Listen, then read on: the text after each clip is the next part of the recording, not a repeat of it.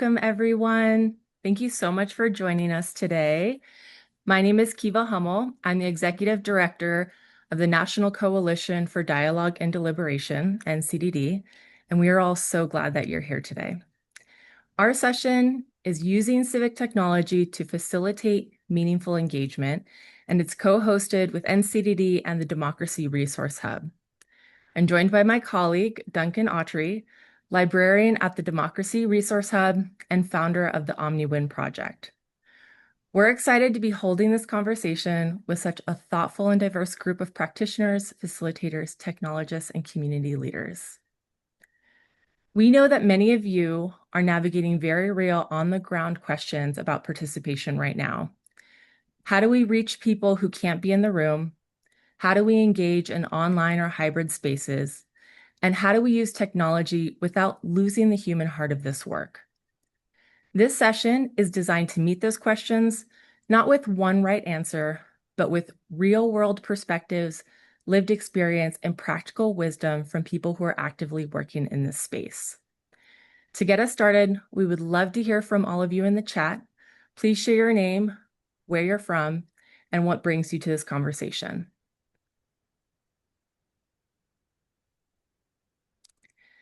So for our conversation today, we are going to be going through a little bit of housekeeping next. Each of our speakers will introduce themselves. Duncan is going to share a little bit more about the DRH, or Democracy Resource Hub Learning Series. We'll give you a little bit more framing on this session. We'll move into a lightning round presentations where our panelists will be sharing more about the great work that they do in civic technology space. And then we'll move into a panel conversation. This will include a Q&A to follow this, and then some closing. I do want to mention that we have a pre-survey that we have been sharing with attendees. It's going to also be informing the panel conversation as well as the Q&A. And connecting that to our housekeeping, we're using a Zoom webinar format, as you can see, but the chat is open. So please say hello, share where you're from, and connect with each other. Please keep the chat respectful and on topic. Thoughtful reflections and helpful links are strongly welcomed. Use the Q&A box for questions to ensure that we don't miss them. You can find that in the bottom part of your screen. And then recognizing that this is going to be a jam-packed training session, there's going to be no breaks, so please take breaks as you needed. We are recording this training and we'll be providing a copy of the recording as well as the slide deck to follow. So with this, I'm going to stop sharing this screen so that our speakers, we can see their lovely faces, and also invite them to share a little bit more about themselves and what draws them to the intersection of civic technology and meaningful engagement.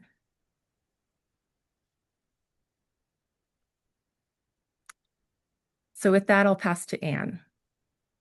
Thanks, Kiva, and thanks to both you and Duncan for organizing this event. Really happy to be in conversation with everyone. I'm Anne Reedy. I'm based here in Berkeley, California, and I am the Managing Director of Civic Health Project. Civic Health Project is a nonpartisan nonprofit whose work has always been driven by a fundamental question. How do we strengthen Americans' capacity to do those basic things that a thriving, diverse democracy requires? Namely, the ability to engage, debate, disagree, compromise with, and even just better understand our fellow citizens, especially across lines of difference.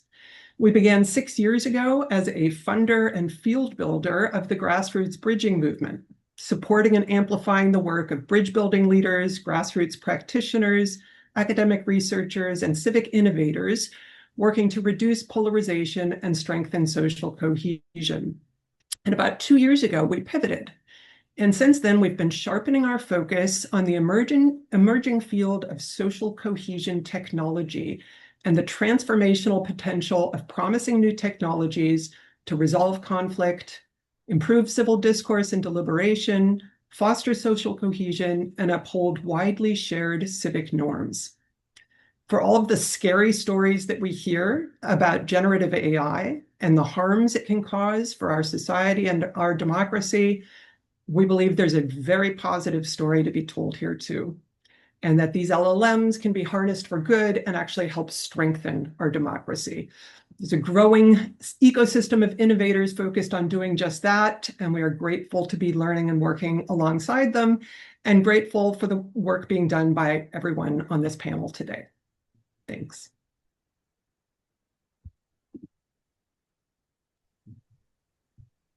Hi, everyone. I'm Josh Lerner. I'm co-executive director of People Powered. We're a global hub for participatory democracy. I'll introduce People Powered a bit more later. What draws me to this field is I've seen how civic tech can lead to better and stronger engagement, but also how it often does not lead to those results and how tools are often not used effectively. And so um, my work and our work is largely to help people select and use the right tools and make sure that good technology is complemented by good intentional planning and human effort. Hi, everyone. My name is Lucas Chaffee. I'm based in Westchester, New York. I'm a combat veteran. I'm a software engineer and also a civic entrepreneur. I've started several businesses in this space. Today, I'll be talking about my experience in DC with OpenGov, my experience in New York as a candidate for school board, my experience as a tool builder with tools for visualizing common ground and areas of disagreement, and also open space conferences that are both in person or online. I look forward to this conversation. Hey everybody, I'm Ramon Perez, Executive Director of Digital Democracy Project. The basic premise of Digital Democracy Project is quite simple. You tell your legislators how you want them to vote on bills that are being debated in Congress or in your state capital, and then you hold them accountable to the results. There's a bunch of technology that we'll talk about today that makes this possible, but that's the very basic premise. How do we securely and verifiably allow registered voters who we know are not robots or AI generated to have a say on current debates in Congress? And then how do we evaluate congressmen who receive those inputs from the voters, and how do we judge their performance? Are they actually doing their job of representing their districts? So looking forward to jumping into it. And again, thank you to Duncan and Kiva for hosting.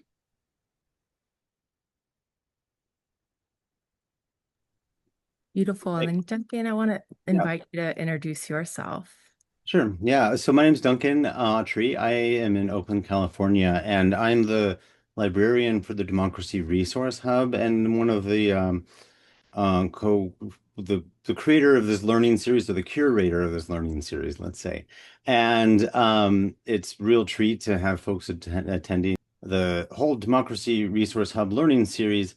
This is based off of interviews that I did all throughout last year, talking to people all across the democracy movement to find out where were the interests, where were the needs, what are people really wanting to learn about, and to really try to find opportunities for learning that didn't quite exist yet, that are helping people learn across the fields of bridging, participatory governance, and organizing skills. So this is just one of many in the learning series. And you can find out more in the link that I just dropped. We have one more coming up in February, which will be about how do we facilitate sense making across complexity, and basically how do we help people get to a point of having shared knowledge and information about a different topic. And there'll be some other ones coming up later that are specifically for folks that are doing on-the-ground democracy building. And I'll just say, go ahead and put your name in the interest form, even though most of the sessions have already happened, because we're going to be creating resources afterwards, and we'll make sure you get copies of that and all the information to come. So thank you. This is a project of the Shift Action Lab, and grateful to be working with Kiva, and thanks for your help. Yeah. Thank you so much, Duncan. So before we dive in, I want to give a little framing for this session and take a moment to ground us in what we mean by civic technology. When we say civic technology or civic tech, we're not talking about technology for its own sake, and we're not assuming that tech is always the answer. But we're talking about the tools, platforms, and systems that support people coming together to listen, deliberate, learn, and make decisions, especially when in-person engagement isn't possible or sufficient on its own.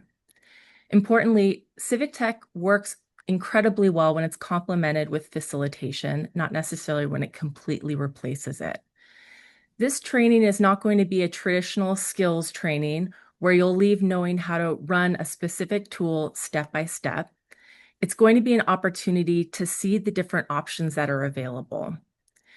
Instead, this is also going to be a learning-oriented conversation, a chance to hear from practitioners with very different roles and lenses and to notice patterns across their experiences. For example, what different tools are a good fit for the work at hand? What kind of conditions or contexts shape how these tools are used? And what judgment calls matter most when designing tech-enabled engagement? In conversations leading up to today, we heard a common thread from many of you.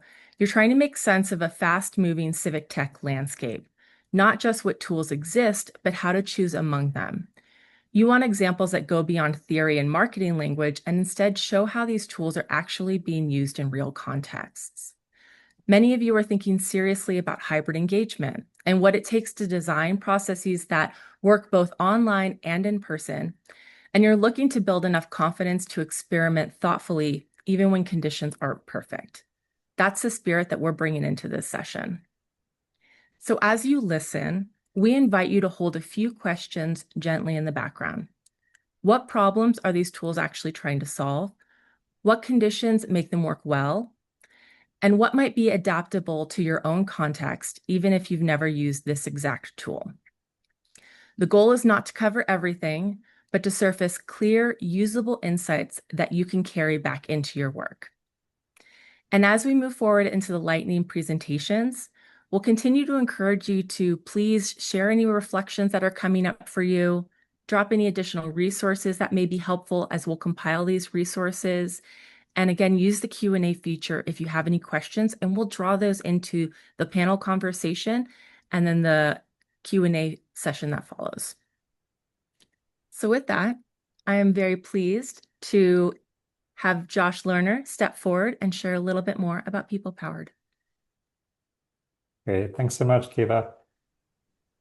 So again, I'm Josh Lerner, Co-Executive Director of People Powered, and I'll be starting off by giving an overview of the state of the field of civic tech and engagement, what's out there, what are some trends that we're seeing, and what are some practical resources that can help you to do this work. I'm based in New York, but everything that we do at People Powered and what I'll talk about is global. Next. Quick introduction to People Powered. So we are a global hub for participatory democracy. We expand people's power to make government decisions. And we do that by supporting organizations and governments around the world that are building participatory democracy. So our work is all focused on democracy, mainly beyond elections, other ways people can get involved in democracy. And we're a field building organization. So we don't do direct work on the ground. We support other people who are doing that. Next. By participatory democracy, I mean things like participatory budgeting, citizens assemblies or civic assemblies, participatory planning, policymaking. There are a lot of different approaches to civic engagement and participatory democracy, and we and our members support the wide variety of processes. Next. Very briefly, what we do, we have two levels.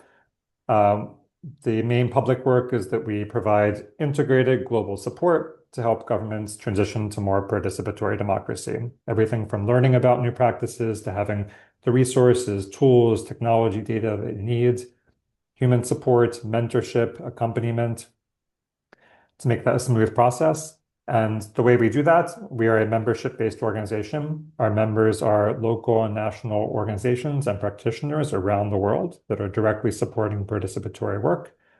They decide what we do, and then we do it. So we are a vehicle for this field to do more, to do better together. Next.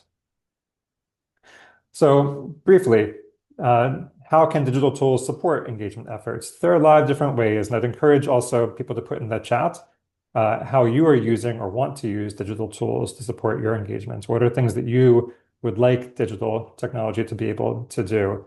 Some of the main things that these tools are being used for are for proposing new projects, deliberation, prioritizing among different options, planning how to use spaces, drafting policies and legislation, voting on how to spend budgets.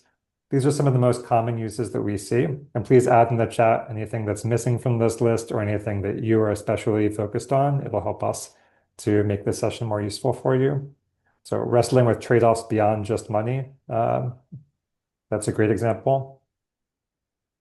Next slide. The problem is that often digital tools don't do all of that work well. Often they don't support engagement in the ways that are intended. Why is this? Partly there's so many options out there, and it can be hard to choose what's the right tool for you to use. And the quality of different digital tools varies widely. It's also hard for people to find accessible, relevant, practical guidance for how to select and use the right digital tools. And we hear this a lot from people on the ground. There's just too much out there, and they don't know what to go with. And often they just have promotional materials to rely on. So what ends up happening is people often select the wrong tools for their needs and use them in ineffective ways, and wasting money, wasting people's time. We want to avoid this. And so I'll be sharing today some of the guidance that we've developed with our members around the world, and in particular, Matt Stempeck, people-powered member who leads the Civic Tech Field Guide, has prepared much of this content. So I'm really following a lot of the expertise of Matt and want to recognize everything that he's done to build up these resources. Next. So what's happening? What are some of the highlights and trends that we're seeing? First of all, there's been a real increase in the use of digital participation tools for engagement in the past years. That said, most of these tools are headquartered or based in a few global north countries, which has some problematic impacts around the world.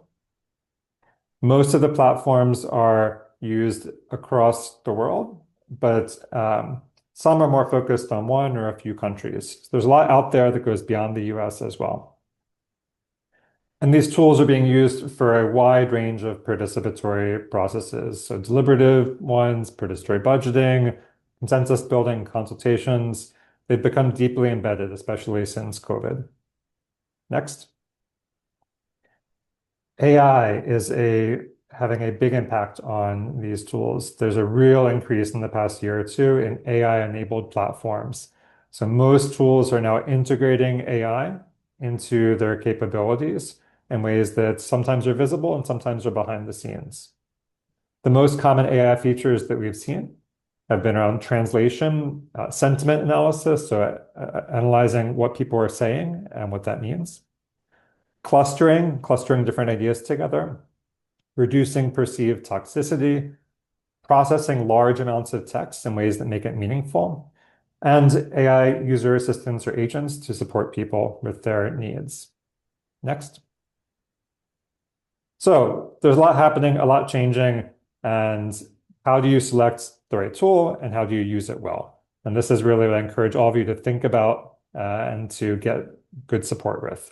So I'll go over some of the resources that we've developed and that can hopefully be useful for you. This includes ratings of digital participation tools, a guide, interactive playbook, online courses, some good cases, and direct human support through mentorship.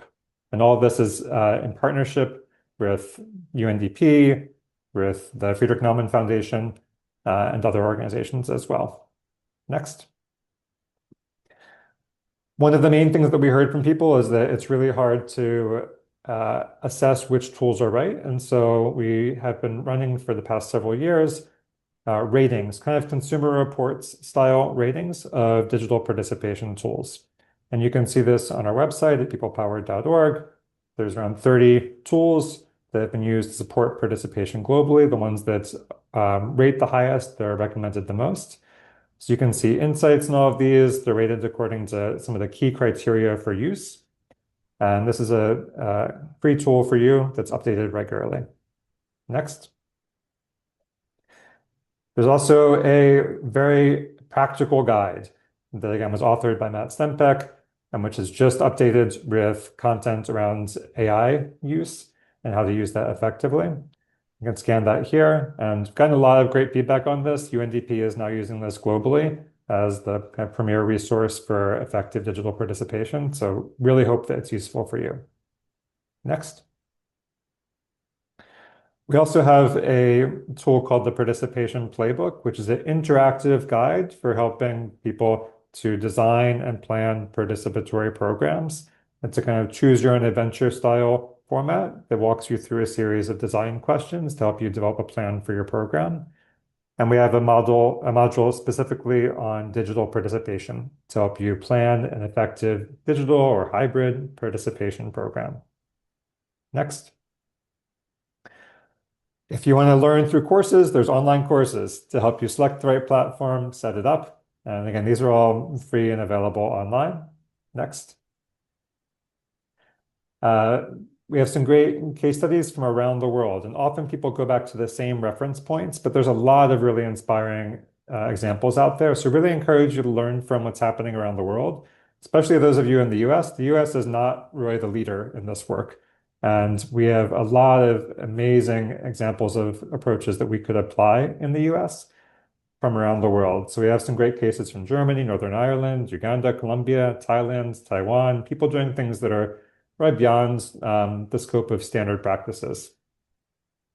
Next, and I think finally, so if you want human support, we have a free mentorship program that you can apply for, and we will match you one-on-one with an expert who can help you to plan or launch a program and meet with you regularly to set you up for success. So you're all welcome to apply for that, and it's a great learning experience. Next. Thank you. That's it. So I hope all this is useful for you. And again, really encourage people to think carefully before you select a platform, before you use it. That's where most of the mistakes are made, is selecting the wrong technology for what you actually want to do. So hopefully we can help you do that better. If you want more information, you're welcome to sign up for the newsletter. You're also welcome to join as a member of People Powered, because we're really a membership-based organization of people like you who are trying to make engagement work. So thank you all. Thank you so much, Josh. Really appreciate you sharing more. And I'm happy to invite Anne to come and share a little bit more. Thanks, Kiva. So there you go. Great. So before I begin, I want to ask a question. What are the first words that come to mind when you think about the role of social media in American civic life today? And I suspect that for some of you at least, words that come to mind include echo chambers, polarizing, harmful, divisive. And while social media isn't all bad, we do know that social media intensifies political polarization and undermines healthy civic norms by amplifying divisive, toxic content. Why is this a problem? Today's digital platforms increasingly shape the narratives, behaviors, and expectations that define American public life. At a time when trust in our democracy and trust in our fellow citizens is declining, social media is amplifying and accelerating this decline. Online actors are using increasingly sophisticated tools to sow division, undermine core democratic principles, and shake Americans' collective faith in our capacity for self-governance.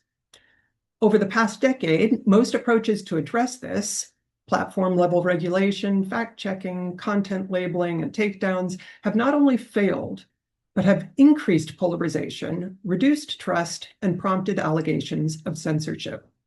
There's a growing need for interventions that empower users, rather than solely relying on platforms, to shape online culture for the better. We need to prevent toxic, harmful behavior from being perceived and accepted as the new normal. And to do this, we don't need to censor voices that are causing harm. We need to ensure that other voices are being heard just as loudly. We need to amplify and flood the zone with voices that are modeling and defending healthier, pro-social, pro-democratic norms in our digital spaces. Slide.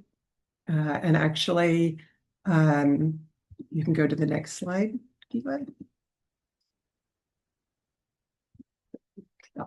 So we set out with a team of researchers and technologists to develop a tool that could do just that, to amplify those other voices in order to have a scalable impact on online toxicity and foster healthier civic norms.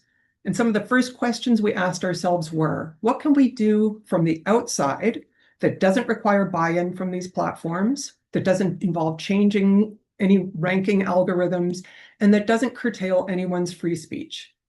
How can we locate the most widely viewed toxic online conversations as they're unfolding in real time? How can we quickly enter those conversations in constructive, pro-social ways? And how do we do this all at massive scale?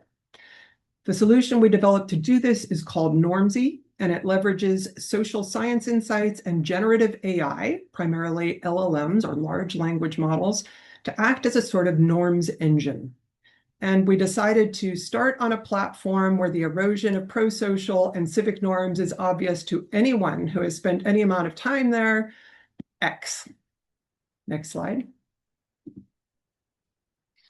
So I'm going to share in a moment how Normsy works, but first let me clarify what kind of norms violating content we're targeting.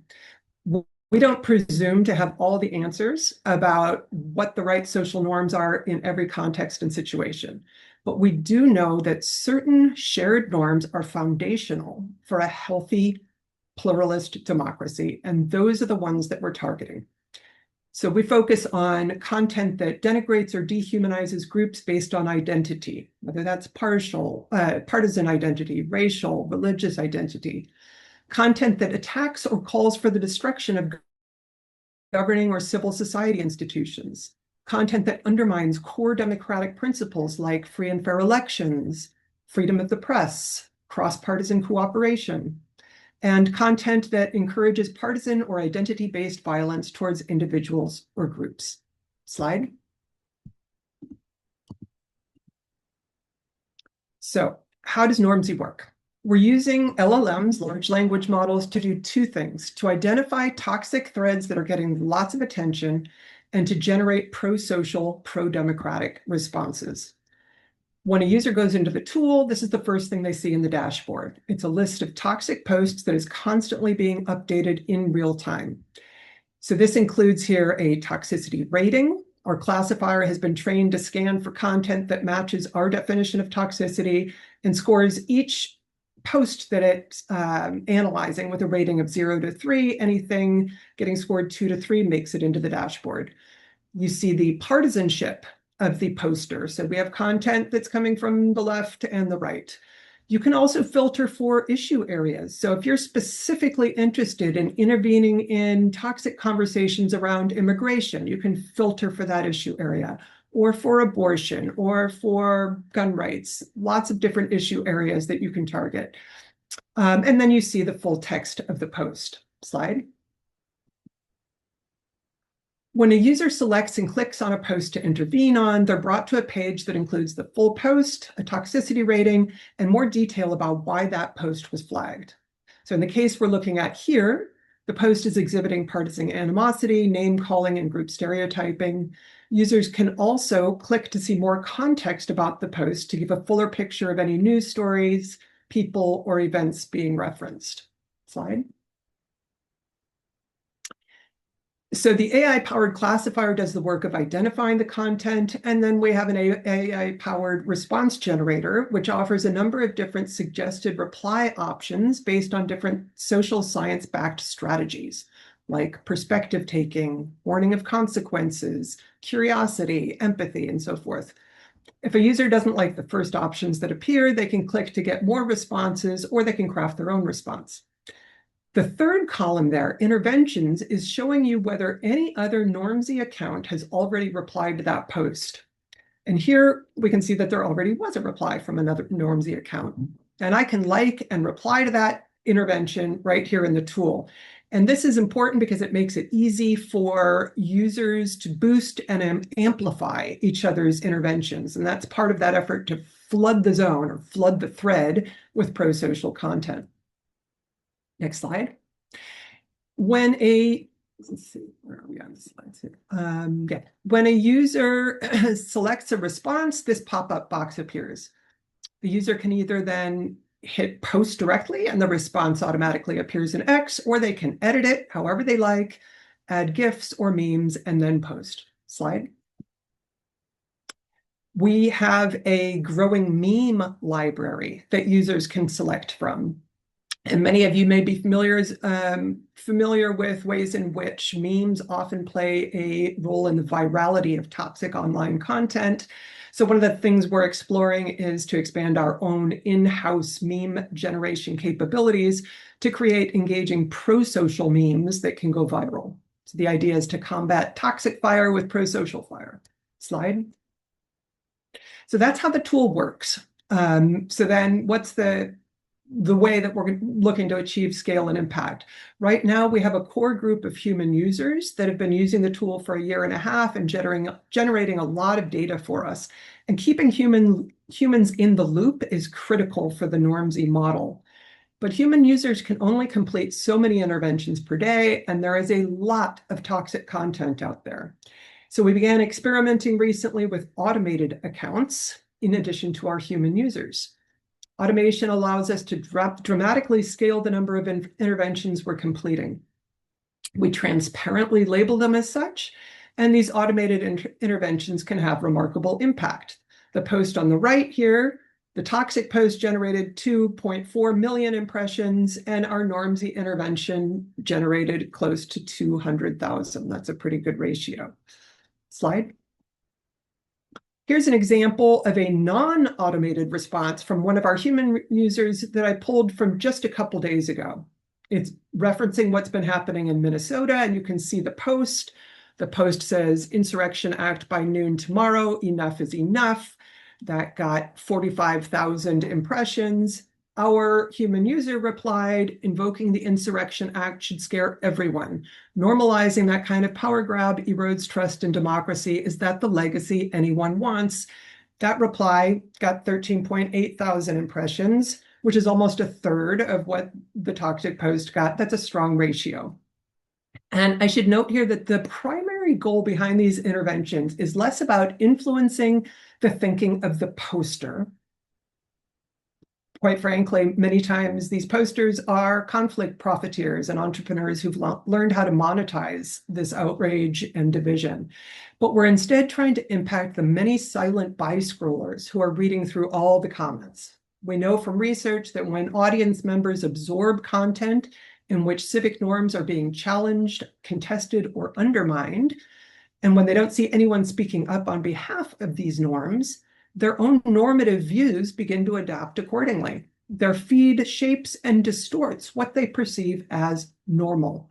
So we're trying to impact those silent by-scrollers and show them that there are voices modeling and calling for different norms. Slide. Part of how we assess impact is through our data analytics tool, which allows us to track progress in a variety of ways. Here are just a couple data points that illustrate where we are with the project. On the left, you can see we've completed close to 100,000 interventions to date, with a remarkable spike when we introduced automated interventions. And our interventions have generated close to 5 million impressions. On the right, in logarithmic scale, which can be kind of confusing, you can see the trend line of the number of impressions our interventions are getting. That trend line has been going steadily up, and we are now close to averaging about 100 or more impressions per intervention, with many of our interventions receiving thousands or tens of thousands of impressions. We've generated a tremendous amount of data through these interventions and learned a lot. We want to externalize those learnings and share that and be open with it. So one of the things we're launching this year is Normsy Labs. Normsy Labs will be a parallel effort designed to serve as sort of a global hub for researchers, technologists, and digital peace builders to study online toxicity and access our data and engines. Slide. And let's see. So I'm going to stop here, but I want to invite any of you who want to learn more to visit our website, normsy.ai, to download our white paper, or to reach out to me. Also reach out to me if you're interested in taking the tool for a test drive. You can also fill out an intake form through our website to do that. We are always eager to learn from and partner with others who are doing related work. And the last thing I'm going to say is that while we're not operating in stealth mode, we haven't been marketing the tool in a big public way and trying to recruit armies of users yet. We're still optimizing and refining the tool and haven't determined our final scaling model. It could be some combination of automated accounts like an anti-troll farm plus volunteer users, or working with partner organizations whose members want to use the tool. So stay tuned for more on that roadmap. Thank you. Great. Thank you so much, Anne. And now I am happy to invite Ramon to share more about the Digital Democracy Project.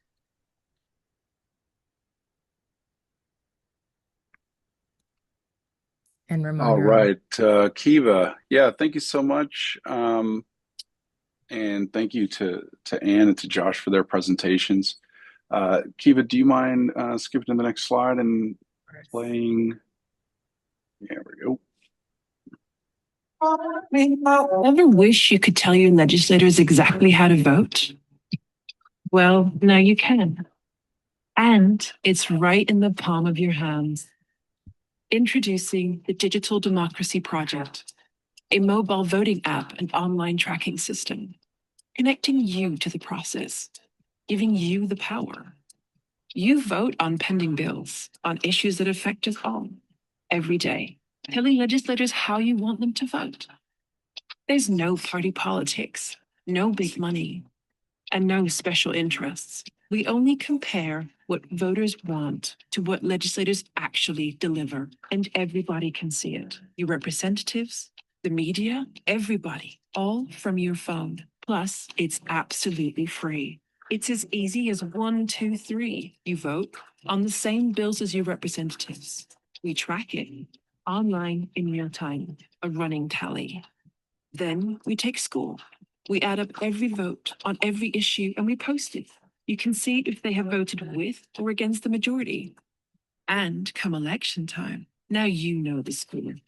It's powered by blockchain technology, keeping you secure. And with ID verification, it guarantees that all votes are real votes by real human voters. And don't worry, we never store, share, or monetize your data. And we never will. We're just putting the power where it belongs, right in your hands. So join us. We have the technology. You have the power. The Digital Democracy Project. This is what democracy looks like.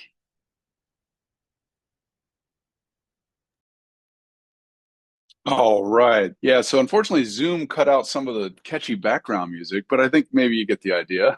So thank you, Kiva, for sharing. I guess I will take over screen share. There we go. Okay, so let me chat a little bit more and then I will show my screen. So as it described in the video, the basic idea here is that we want voters to weigh in on legislation that's currently being debated. We want all of us to have a say in the process of making the bills that affect our lives. And we're using a combination of technologies to make that happen. AI is very much in our tech stack, and I'll talk about how large language models get used. We're using mobile voting.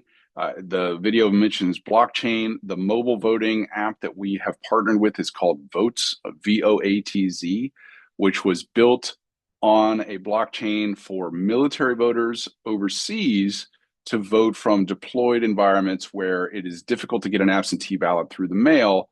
So their technology has been used in a few different states now, and then it was expanded for people with disabilities who have trouble getting to the polls, especially visual impairments who have trouble with the touchscreen readers at a polling location, or an absentee ballot where someone has to stand over their shoulder and read their absentee ballot to them. They can now use the accessibility features on their iPhone and vote from their phones and do so securely. And the the process of securing the vote to make certain that the vote that is cast is the vote that is counted involves homomorphic encryption. For those of you who are very techie, it's sort of an end-to-end verifiable encryption methodology that has been tested and certified by several of the states and Canada and Mexico where this technology is currently being used. But in addition to that, we have to verify voters against the voter files. So we're a nonprofit organization. We get the voter files from the states.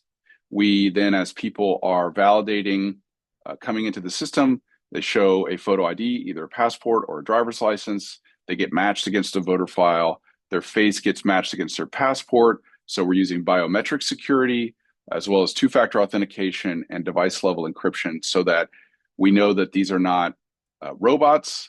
They're not, as sure as Anne deals with all the time. You've got a bunch of fake, Nigerian accounts that are generating enragement on Twitter. We're trying to get rid of all of that and really focus on verifiable human beings, and also match them against the voter file so we know which district they're in, because our goal is to let their legislators know that these are real people, real voters in their districts, and this is what they want on a specific piece of legislation. So it's like real-time polling, but on every bill that's being debated in Congress. So let me show an example of that. And I think we're excited that, we've been building this for a few years now. We just recently went national. We started in Florida with just state level legislation, tested that out over a couple of legislative sessions. 2025, we started going national so that all Americans can weigh in on federal bills.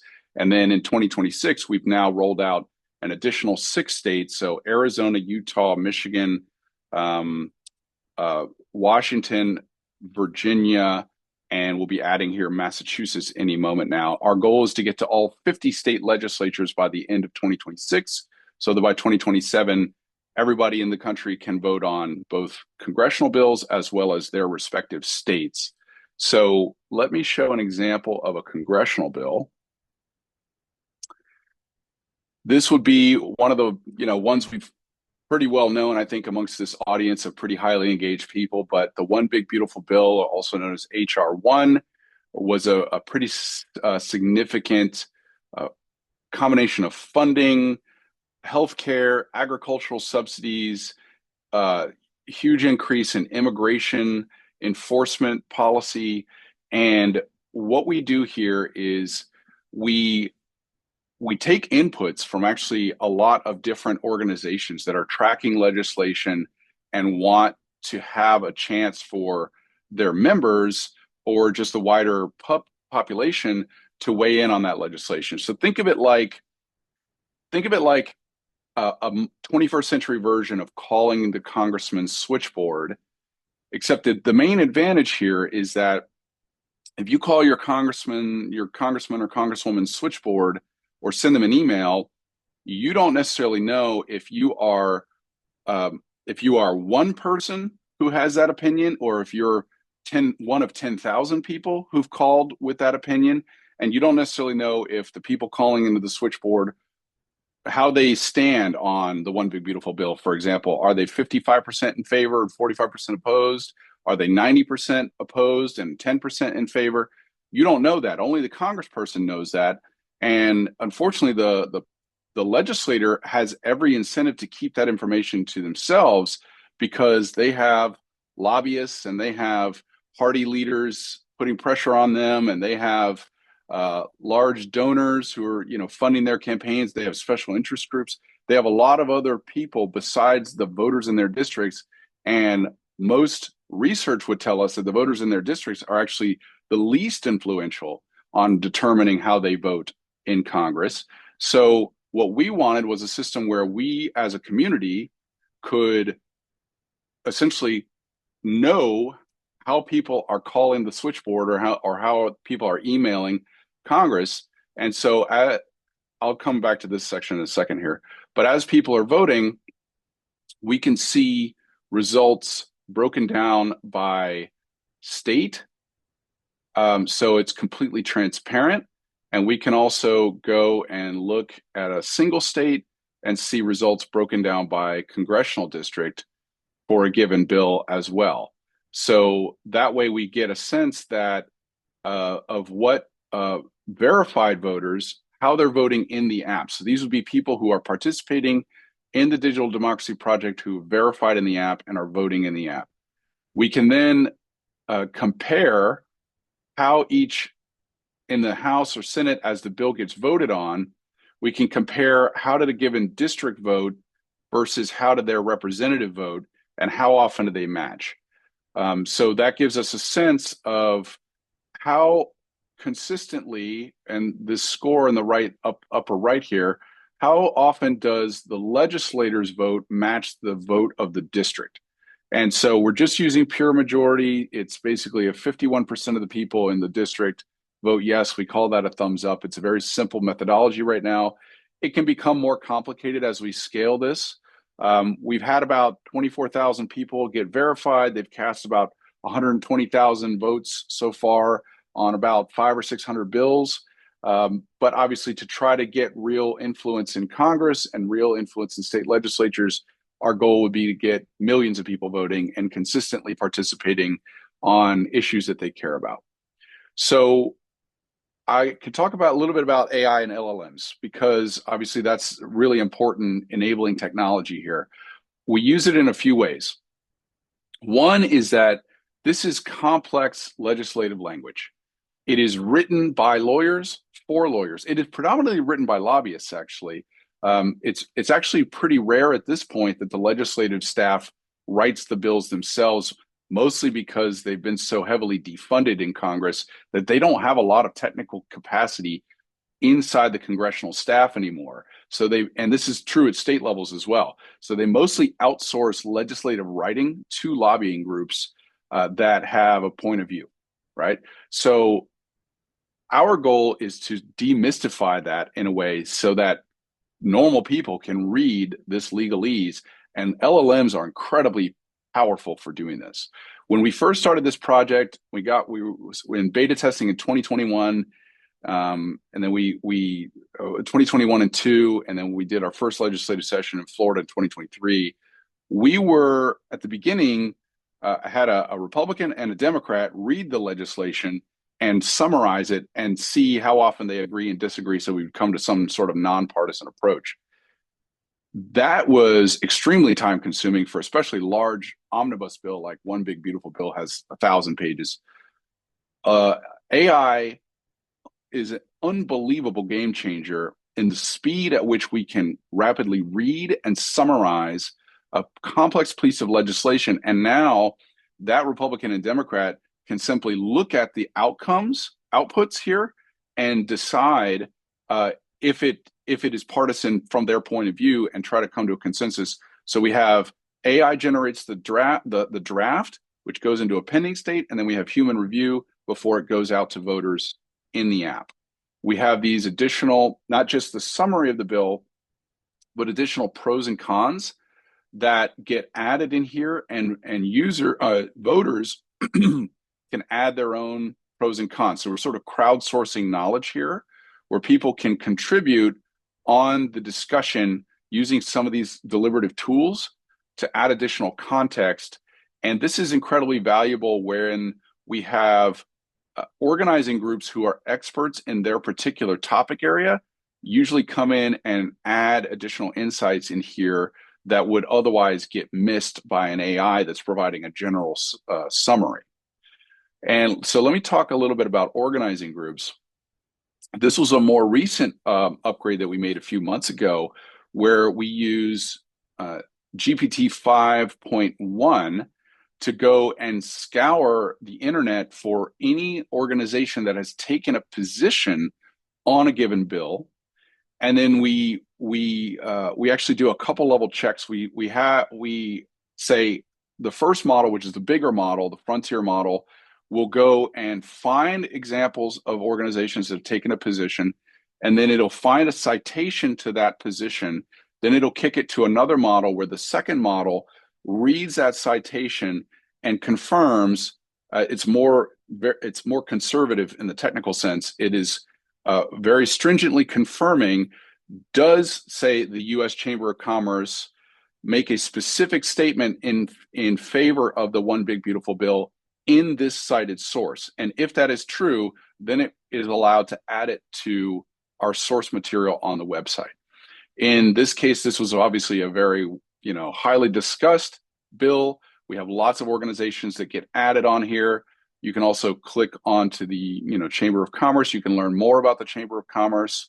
You can see which bills in our system they have taken a position on. This is not all inclusive because we don't carry every bill in the world. And let me come to that, actually. One of the things that we are asking people to do is carry a certain, I guess you could say, a heavy cognitive burden to engage in a way that we as voters are just not normally asked to engage. Typically speaking, you sit around at the dinner table, some pollster calls you, asks you a couple of questions. Maybe if you're the person who actually answers the phone, you get asked about the One Big Beautiful Bill. Are you in favor of it, or are you opposed to it? We're asking a deeper level of engagement. We're asking people to determine if the legislation as it's currently written is something that they want their legislator to vote for. And we try to provide as much information as possible, but we respect the fact that that is a pretty heavy cognitive burden for a lot of people. So what we do is try to manage that burden by not putting every single bill in the world into the system. In Florida, where we started, 2,000 bills get drafted every year. That's more than is reasonable for any person to try to sort through. And only about 75 of those are actually going to get a vote in the chambers, even by making it to the floor of the chambers for an up or down vote. So we try to prioritize the bills that are going to get voted on and are either likely to make it into law or likely to at least get a hearing in the committees. That means they're going to get traction and get to the floor in the first place. So we don't load every bill in the world. We try to limit it to the ones that really matter. We're not loading bills about naming post offices and things like that. We're really talking about major pieces of legislation that have a pretty significant impact on people's lives. So that's one of the ways that we manage that in our communications and in our process. I think it's probably good for me to stop there. I'm sure as folks I'll take a look in the chat for people's questions, and we can then maybe at the end, Kiva will have a chance to come back and talk about those. Beautiful. Thank you so much, Ramon. And yes, we will be bringing in as many of the questions as possible during the Q&A. And with that, I'm happy to invite Lucas to share more.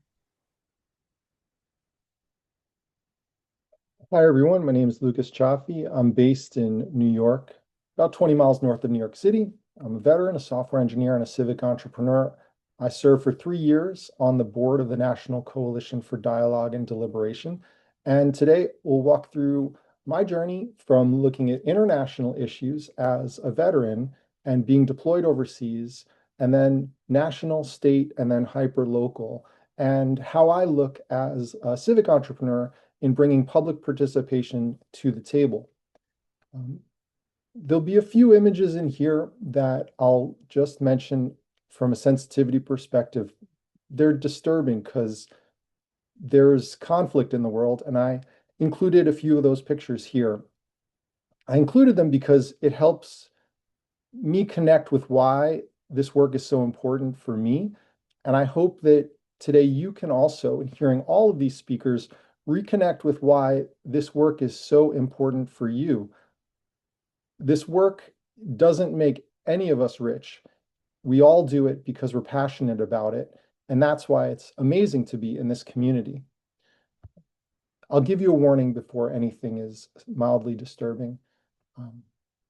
So starting off, 2002, graduating Ranger School. That's me over there with the green hat and the long sleeves. Just joking, but from the military, learn a tremendous ethic of teamwork, especially in the face of adversity. And through my career in public participation, I've also found that sense of teamwork in events where people come together and they break through in having very difficult conversations. The next picture you'll see, it's a picture in Iraq after there was a firefight. It's a picture that was on the news. The troops that I had trained for deploying to Iraq for the initial invasion in 2003, we were prepared for that. They changed the units up, and we ended up going in 2004 when things were very quiet. So my unit of about 35 men, a mechanized infantry unit, was ambushed. This next picture here is what happened during that ambush. Two of my close friends lost their lives that night out of 8 soldiers. One of those soldiers actually was Cindy Sheehan's son, and she was a very big advocate against the war. And you'll see some of that coming in some of the next pictures. I don't have a lot of comments about the war, just that when sides can't get together, there's conflict. And this is the extreme end of conflict, 2 countries fighting each other, and then sectarian divisions within a country. Here I am on a patrol. This is a humanitarian patrol in Iraq. We're handing out frozen chickens. You can see some of the young boys there holding them. You feel a camaraderie for people, a connection. We can't speak each other's language, but we're enjoying being with each other. We're embracing, we're helping them. And at the same time, their cousins, their fathers are in conflict with other men and women that I'm serving with. There's so many mixed emotions about this, but it's just a reminder of the humanity that we have for each other. The next picture, this is again one that was in regular newspapers. You see images like this in the news. It's the aftermath of a car bomb. Here's the picture of it. This was sectarian divisions. People from the same religion but 2 different sects, Sunni and Shia, trying to attack each other and killing 161 people. It's nothing gruesome here about people, but it's the aftermath. And you can imagine how horrible it is when people can't resolve differences, that they have to do it this way. I bring this image up to compare and contrast it to this one here, which is the anti-war protests that were happening outside President Bush's ranch in 2005, a few months after I had returned from that 1-year deployment. On the left-hand side, you see a zoomed-in picture of veterans saying, "Stop the war." On the right-hand side, you see a father who lost his son having a counter-protest to support the war effort. And when I drove there, it was only a few hours drive from where I was stationed in Texas. I was struck, and I was extremely proud that our country at that time could have dueling protests that were nonviolent on opposite sides of the street. It really struck me as, when you think of the car bomb example that from the previous slide, it's something that is really miraculous. And when you think about what we have today in 2026, we've lost a lot as Americans. And also welcome all of our folks from many different countries here today. We all share the connection about democracy and giving people more voice. And this is my story here as an American. All right, there's only one other image that's disturbing. I'll give you a note about that. So I moved to DC. President Obama initiates the Open Government Directive. And it was his first day in office, and he was wiping the slate clean, talking about ways for transparency, participation, and collaboration. A quick shout out to Stephen Buckley, who was a great advisor, being a federal employee. I know he's on this call. And Tim Bonneman, he and I did E-Democracy Camp, an unconference in 2007, which was one of the first unconferences and open space events on the East Coast in DC, and learned a lot from Tim, a great collaborator. I went on to hold some conferences with different agencies you see on the left. And now we're talking about technology. So the results of these conferences to help jumpstart the Open Government Initiative by blending people from the civic space in nonprofits, entrepreneurs, software engineers, and people in government and foundations, having them all come together for open space conferences. We distilled the learnings and videos and transcripts into a wiki. But one thing that was really disappointing is that it was really hard for me as like a community organizer. My skills were not advanced enough to help get this wiki off the ground. It ended up just being me editing the wiki as a record of what we had done. 7 years later, I see digital.gov, the federal government did issue the US Public Participation Playbook, which they're borrowing some language of Open Government Playbook, which is excellent, but they were actually able to achieve it. It showed that you need funding, and it takes years to develop these types of collaborative efforts. The Open Government Conference series was really a success in that 1,500 people were able to share ideas. It helped launch that initiative and learned a lot about organizing. Also, the need for helping create, when you are building a community movement, you want a space where people can connect between your in-person and online events. Later, this insight would help me as we're developing KikoChat.com, which we'll touch on very briefly. So I'm in DC, and now I have a tool. You could see a very early picture of it. This is from over 12 years ago, right here on the right. This is for mapping agreement and disagreement in complex conversations. And what I'd known as a debater in a great school, in a great debate program in high school and at West Point, there's a way to map conversations and find agreement and disagreement. So we turned that into software. And the goal was like, how can you make sense of thousands of people arguing with each other? Where can you find the gems? There was a movement of many different tools for mapping conversations. It was a great community to connect with. But the tool, honestly, it was a bit complex. And so this is a lesson for anyone that has a process that is complex and you need to go out and reach people. Over on the left-hand side, you can see I went out to the rallies. So on the left-hand side, this is April 2009.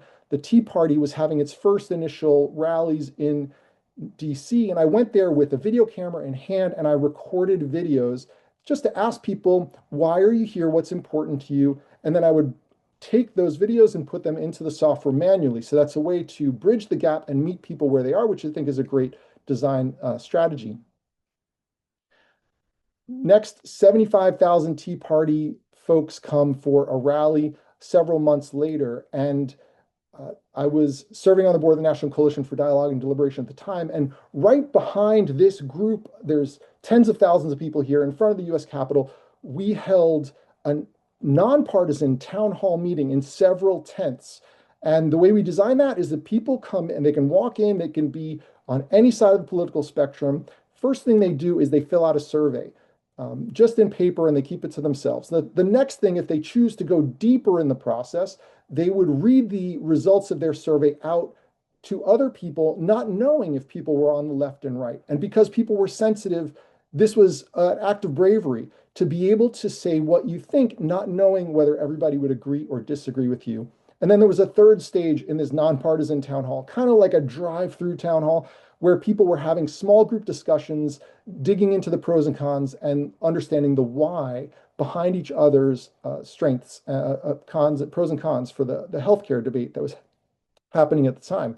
There was tension there. There was someone stoking the crowd, saying that we were trying to do something that was that we were supported by one side of the political spectrum, which wasn't true. I think we just paid for it out of our own pockets. But the mounted police were all surrounded around us. And that was the kind of first feeling of, something does seem a bit amiss here. The feeling of like your own physical safety, having to be protected by what seemed like about 25 mounted police from the National Park Service. It makes you realize, and you start connecting, well, what you saw overseas, you have to always be careful when you're out in public. Next, I'll show an experiment of bringing the technology of open space and just several chairs in a listening circle into a public space. I thank my wife for letting me take the dining room chairs and bring them out to a public space and just put that sign up, free speech, a spot to talk about anything. People would come and share. And this also is just an act of bravery for people to just be present and human with each other. You can see the blog at the bottom. the link there is where I did some thinking about this and just published the experiments. I bring up this picture in particular because that road that you see where the car is, the pickup truck in the back, cars go from that down a hill from left to right. And they go down a hill and through an alley. The alley is between the two white buildings on the right side of the screen. 2 years later, there's a very disturbing image that you probably have seen before. And when the alt-right protests were happening, there were counter protests, and someone who drove from Ohio to Charlottesville, to this block, this is the block where I lived, they drove their car into a crowd of people on that street that you see right back there. It shows that the same thing can be happening, both positive and negative, right in the same space. I'll show that picture here. This is the last disturbing image from this presentation, but this is our country, in the United States, and there are people that feel like this when they just don't feel connected to others and they don't feel that there's a possibility of resolution through words. They take actions like this, and we have seen other actions like this throughout the years. I don't have any words to just describe other than the work that all of us are doing is urgent. Okay, then this again is in that same space, just on a little bit, like maybe another 100 feet away. Here we're hosting these listening circles, the same thing you saw 2 slides ago, but this is after that horrific incident. And you can see some listening circles on the left. There's several of them in the middle of this pedestrian mall, and people would just come in and talk. And this is a way for the community to heal. We also used open space for in-person. The technology community that I was a member of there, I organized some open space conferences where we could just, how can we come together and support our community? I moved back to New York, and well, what do you do whenever you move? You should run for office, not knowing anything about the local politics of your hometown, even though you've been away for 20 years. I went because I was an open government advocate in DC, and I wanted to see what would it take to make the ideal candidate that's going to listen to the transparency, public participation, and collaboration messages. So I said, well, let me just try to be that and compete with Paul Feiner, who's, I would qualify him as a friend of mine. He's the man on the left. He beat me by a 2-to-1 margin. He's been in office for 34 years. He's won elections like 18 times in a row. I knew I had no chance. But I was successful in getting some issues to the table as a candidate. One of them was participatory budgeting, as an example of giving people more voice in government. And that is one way to make a change, is to run for office or to find someone that you know that can run for office. So I consider that as a tool in your tool belt. So next, the pandemic kicks off just a few months later.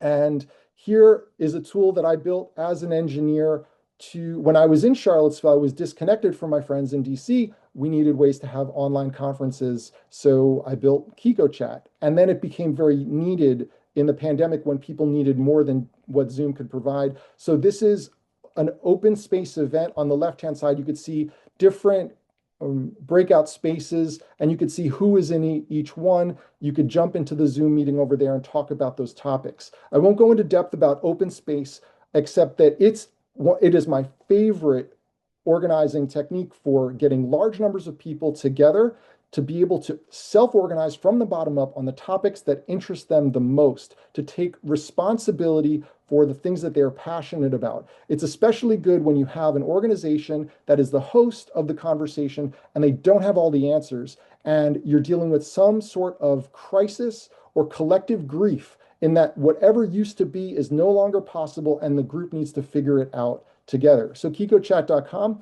my wife and I ran that during the pandemic, and she continues to run that company. We served 200,000 people during the pandemic. Learned a ton. Getting involved locally, here's some civic tools I've used in my community as a volunteer, as ways to bring what I learned in DC down to the local level. We were successful in getting a $3.8 million grant for some very critically needed sidewalks. This is a blend of doing surveys to hear what people see And I think traffic safety is a great way to get people into being present locally and participating and realizing that they have a lot of value to add because they are the experts on driving on the streets. They're not traffic safety experts, but they're experts at what it's like when they drive and when they walk. So you can get their opinion. And when they get a taste of a win, like documenting on the right-hand side using Google Sheets, all the bugs, as I say as a software engineer, all the problems in our sidewalk and road infrastructure where the hazards are that people know that their kids are not safe on bikes or walking. When they document that and then they see their local government start to work on that, it's helping with culture change here in our school district where there really was no public engagement in the past. And now it is becoming the norm. Using Google Maps here on the left, you can plot and make your data visible. So that is a technique I would recommend so people can see how their data relates to them. We had some newspapers close. Ours was open for 123 years with ours in the adjacent village. And my wife and I helped organize large numbers of people, hundreds of people to come and participate in a series of Zoom discussions where people realized how important news was to them. There was money that was being raised. So there's ways, interesting ways where you can connect Zoom, Google Docs and Google Forms to charts so that as people are filling out the forms, they could see that they are being counted on the end. Help people visualize their data so they know how they fit in.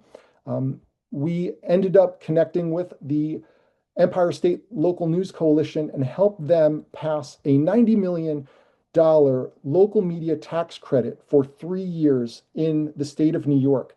And we did that by hosting a press conference. So using tools of Google Docs, Zoom meetings, Google Sheets for documenting problems, and visualizing that there's a large amount of community support really was very important for helping that one press conference in the key place where the Senate Majority Leader for New York State lived was able to make a big difference. Then as a parent, I wanted to see our school board get to the next level. So I ran brought with 2 of my friends in a 3-on-3 race. We did not get selected, but we were the ones that came in and we said that it shouldn't just be a closed door way to select the candidates like they have elections in Russia where you've got 3 candidates and 3 open seats. You need a choice. So we came in outside of this closed door nomination process and we said, let's lay it all out in the open. We stand for public engagement, not just communication. And we have been able to, although we didn't get elected, we're able to successfully change culture here. We did that with listening circles in person. We did it with recordings, with transcripts. There's so many great ways to blend in person and online. Current project supporting my wife's company is Kiko Westchester at kiko.org. So going now hyper local, helping people be verified that they actually live in a school district and using that as a platform for other tools to plug into, other dialogue processes. I think that trust is what we're missing, and we need a layer of trust to know that people actually are our neighbors and building a system and experimenting on that. And the final slide I'll show here is just, this is a slide I had from 12 years ago, is just going through all the, just understanding my journey, which was really fun to think of as I was preparing for this presentation. And when I was working with the conversation mapping, this is how I approached all the landscape of tools back then a dozen years ago. You've got tools for low interaction, such as voting, where you're not interacting with people, but you're doing convergent thinking. You're finding out where a group of people thinks together. And then you got up here like a wiki and consensus. You're building something together, but it's high interaction. And then all the way on the other side here, you've got divergent thinking and tools where people are coming in with many different ideas, but they're not necessarily interacting. And then at the top, you've got conversation and comments. So please do reach out if I can help you with any projects. I would love to engage with anyone on this call. Thanks very much for listening. I'll turn it back to you, Kiva. Great. Thank you so much, Lucas. Really appreciate that. And so thrilled to pass to Duncan to share more. You're on mute. Great. I'm going to share a little bit about how I have used these tools just to give people a real life example. This is just going to be very brief. little presentation here. The first thing I want to say about this is that we know that like public engagement really struggles a lot, and the challenges around public engagement include the fact that it's really rewarding the people who are showing up to the conversations.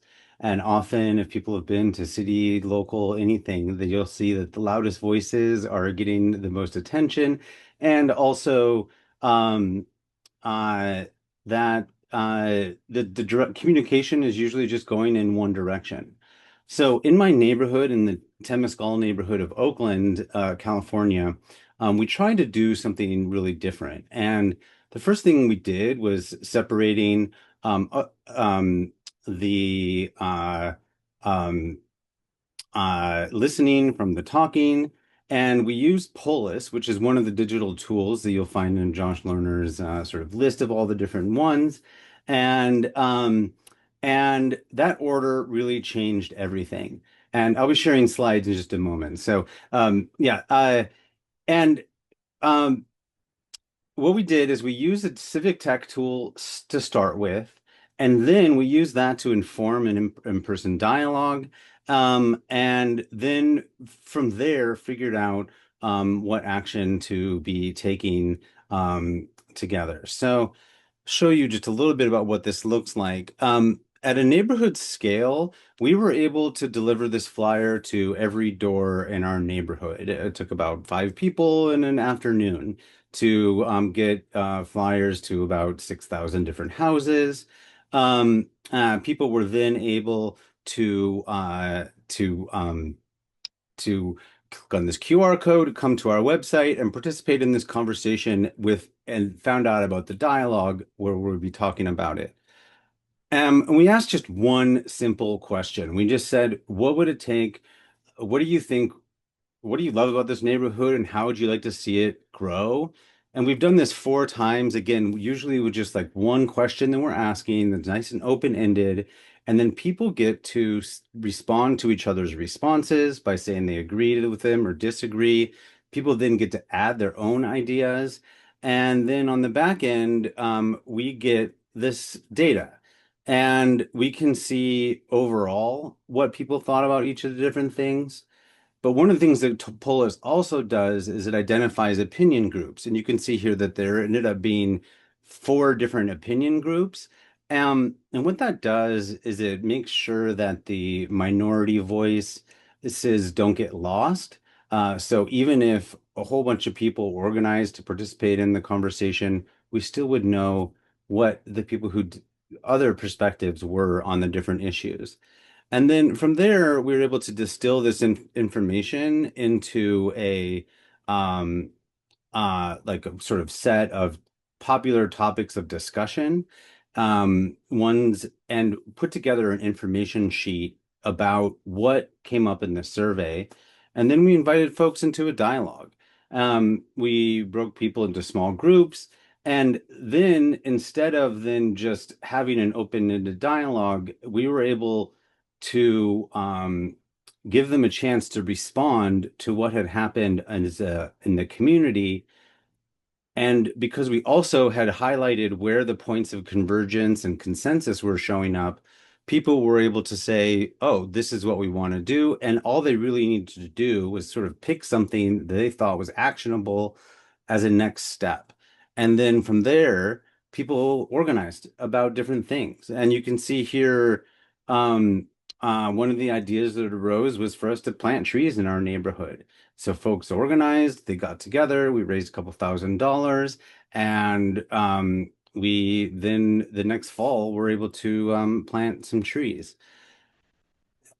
And what the reason why this is really powerful is because the Civic Tech didn't replace the facilitation, but it made us possible for us to get participation happening at scale, and also kind of lowered the cost of sort of getting the voices into the room. And this is the kind of thing that sort of started building civic muscle, get us out of majority voting, and to really make sure that we were doing some accurate listening and make sure people really started feeling heard. and feel like they have agency over their community. So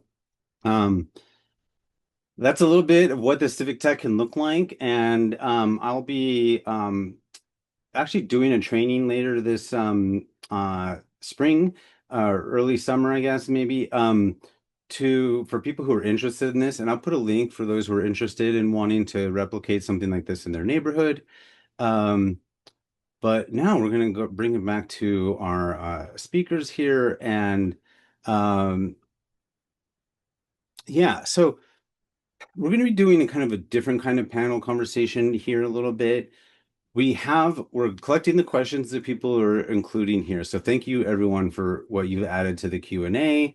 But right now we're going to give the speakers a chance to ask each other some questions.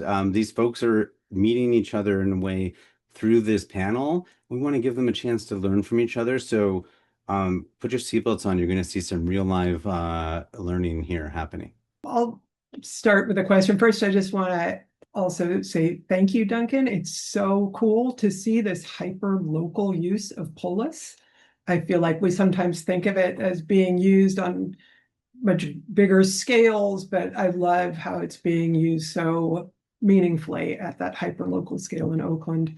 I had a question for Josh. And the work that People Powered does to provide resources to people who are looking to use, different tools for participatory democracy is so valuable. And it feels like with so much of the work all of us do, storytelling is so central to our work. And I went to your website. I see that's one of your pillars of activity is storytelling around this. I wonder if you can just share a little bit about how you do that, how you get the word out to people who maybe have never even heard that term, participatory democracy. They've never heard of these tools. They don't know what they can do. I feel like that's so central to our work is getting that word out so that Americans, and not just Americans, people, across the world know more about this. Thanks, Anne. It's a great question. I think that's something that we all need to do. There should be many more people in this room, and that's a collective challenge for all of us, is how do we speak beyond our bubble?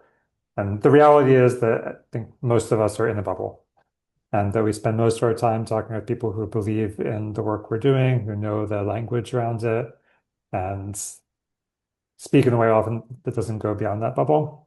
So as far as how to get the word out, three things that I would highlight. One is partnerships.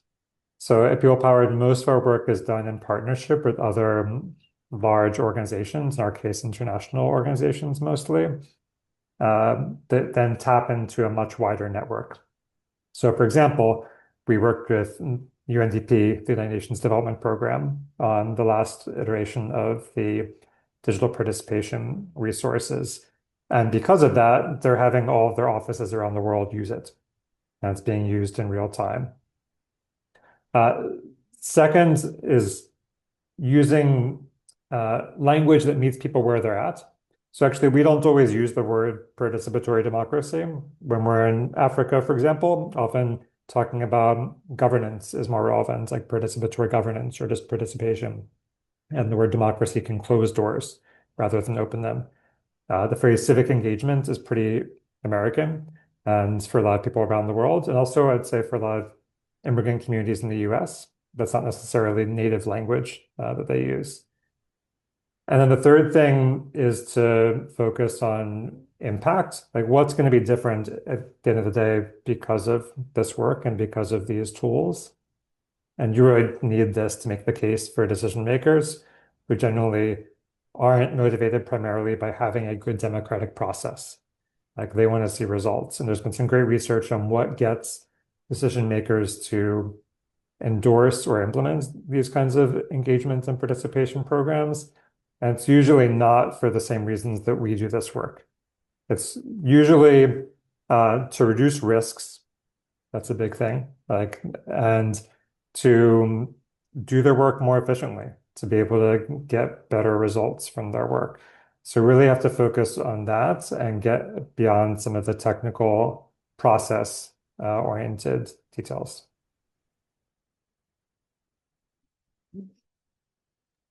Would it be okay if I followed up with a question since I was speaking for Anne, not to always go back and forth? But I'm curious how or to what extent through your work you've seen that what people consider toxic differs in different contexts. That's what's toxic to one person might be appropriate for another person. Right.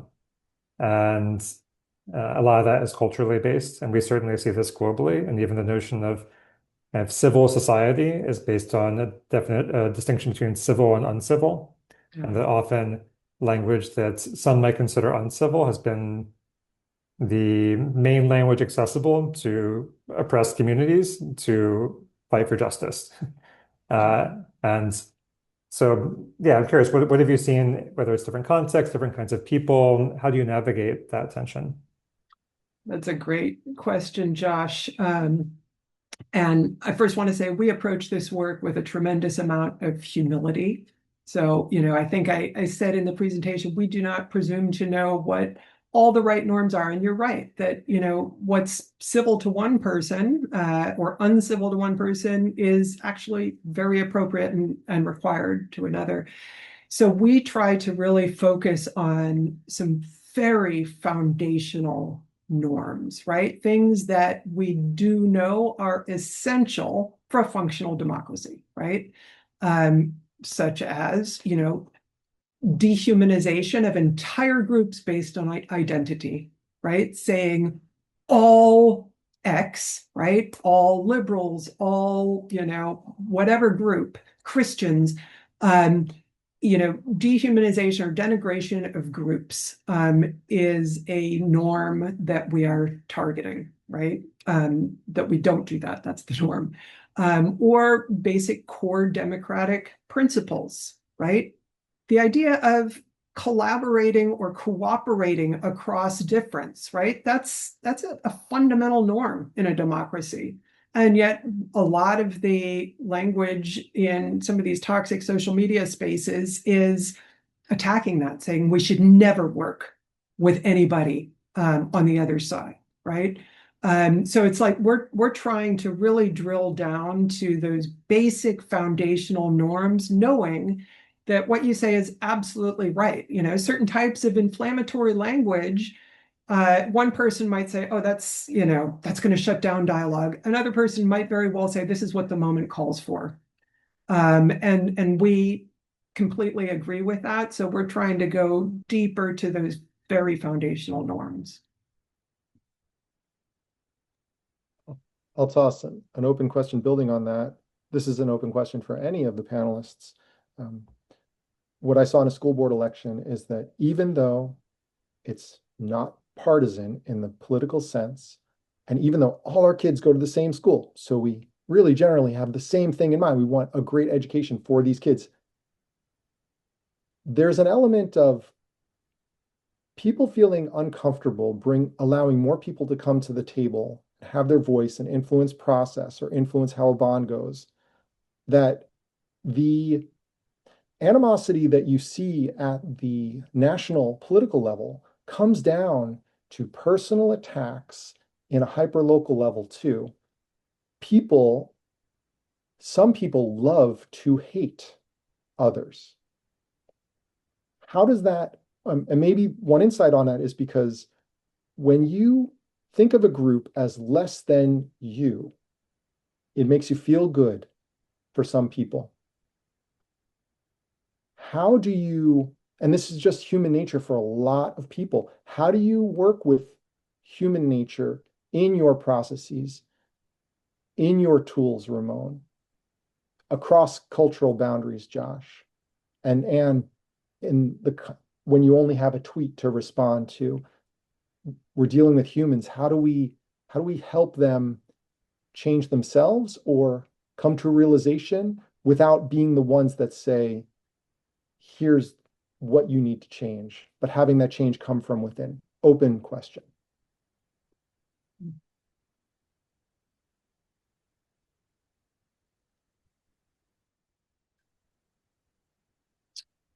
I think I'll take a crack at that very philosophical and almost existential question of being a technologist, and it's easy for us to think that technology solves problems. And I've been working in AI and machine learning now for about a dozen years. I've never seen technology solve a problem. I have only seen technology enable human beings to solve a problem. Because I think pretty much all the problems of the world are human created and therefore require human solutions. So I think that we always try to design a system around the needs of people. And I usually try to tell my team that, we're not building a product. We are trying to build trust. And trust comes in many forms. It comes in the way that we design it comes in the way you design encryption. It comes in the way you design authentication. It comes in the way you present information. When you try to be nonpartisan, it comes in the way that you govern the organization. The fact that we're a nonprofit organization, we try to balance the board of directors to try to keep from any kind of bias or protect ourselves from those types of influences, which we're all sort of get sucked into in our media ecosystem and our two-party political system. So it takes a lifetime to build trust. It takes a second to destroy it. And I think that that's ultimately what we think is our responsibility as an organization, is to recognize that we are in a very difficult moment where there is a dearth of trust. And what can we do to provide, not just in the manner of which we behave and the manner of which we design our organization, but in how we communicate, how we send our messaging, how we provide technology to people. All of those things, we have to represent the trust that people are putting in us to try to fix what is a deeply flawed and broken political system. So I don't know that I have one silver bullet for that. I think it's much more a mindset of a sort of a design philosophy or an ethos, rather than a single solution. But I am curious to hear how others are approaching this. Maybe if I could add to that, I fully agree with Ramon that it's humans who do the work and technology tools for that. And in addition, for getting people to go beyond hate, I'd say in-person interaction is so important. Like there's things that technology does relatively well. There's things that in-person or face-to-face interaction does better. For building relationships, building empathy, at this point at least, I would say that direct communication is much better at that than digital or civic tech tools. That may change over time, but for example, we always encourage organizations and governments, if they're using a digital tool, to complement that with in-person or, if not possible, Zoom interaction. And we find that's where you see the most behavior change. It's not from participation online, it's from direct human interaction. And that's also what makes people get value out of the experience and what gets them to engage more online. So we see that whenever we have a in-person or Zoom event, then you get a bump in online engagement. People then go to the platform and participate, but they need to have that emotional connection first. So really encourage not relying on technology alone to do that there's still a really valuable role for direct human interaction in seeing other people and understanding their perspectives and going beyond assumptions, prejudices, and hate.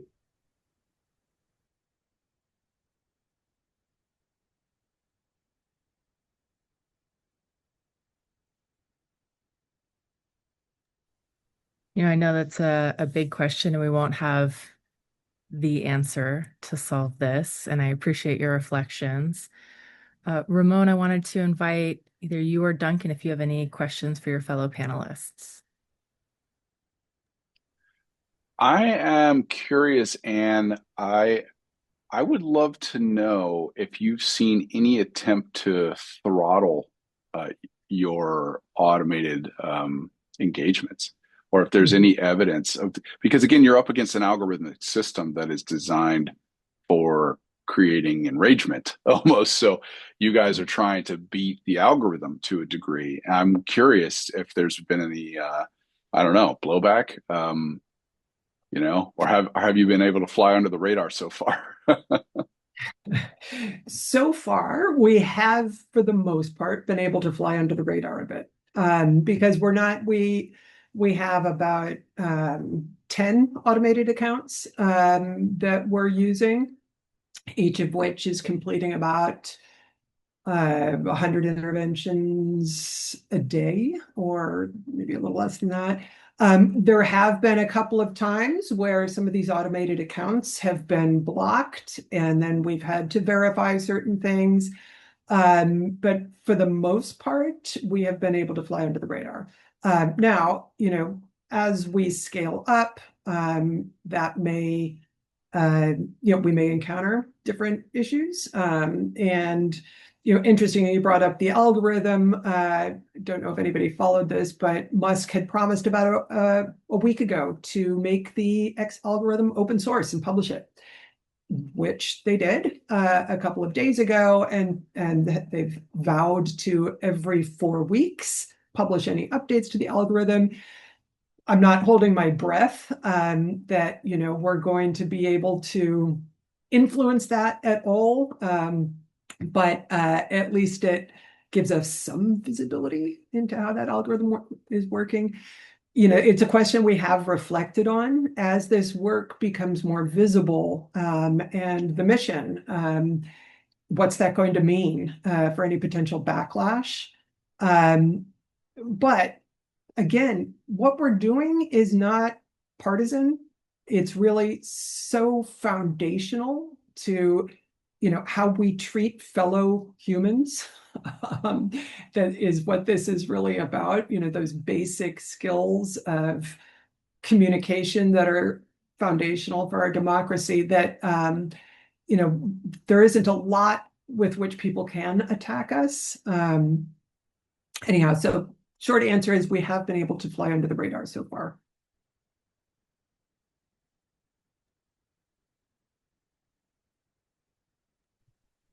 It's great to hear, Anne. Duncan. Yeah. So I have a question, and this is also in a way a question adjacent to one that was shared, and so we'll also kind of start opening up some of the questions from the audience here. But one of the things that works with civic tech is that it can help people participate at scale, but somehow we have to get the message out to them at scale. So I delivered flyers, but I'm curious if any of you, Josh, or if anyone had any experience, maybe Ramon, how do you get people to be aware that, hey, there's an opportunity for you to chime in on what's going on, to a city or, a whole population?